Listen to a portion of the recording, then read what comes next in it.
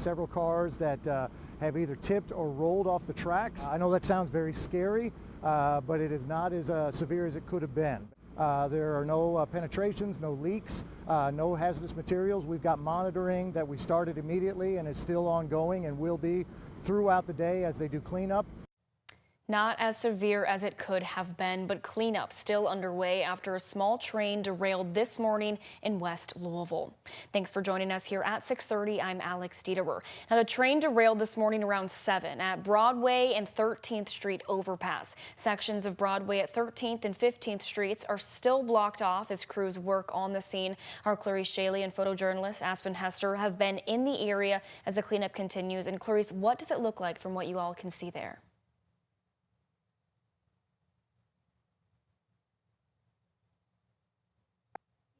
There are workers behind me still working on that train that derailed. It seems to have derailed as it took the curve coming off of the bridge that goes over Broadway. Now, this video from earlier today, it shows a crane that was up here working on that train on some of the cars that had tipped over. Now, on the train, it is pulling tanks that read liquefied petroleum gas on the side, and this is a mixture of propane, and butane, among other materials, and is on the right to know substance list, which is a list of potentially hazardous materials. I've spoken to people worried about these tanks, and I actually ran into a former Metro Council member, Jacory Arthur, at the park with his family who has that concern.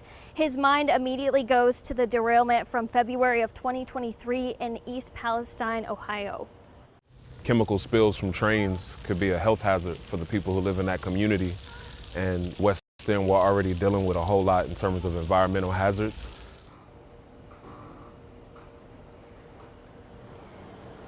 Arthur says he's hopeful city officials and the health department are able to do their inspection and let people know if there are any health risks and how to prepare.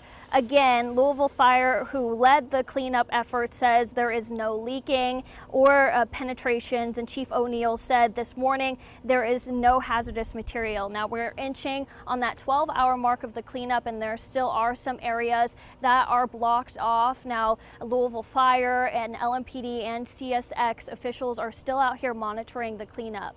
Live off of West Breckenridge Street, Clarice Shaley, WHAS 11 on your side.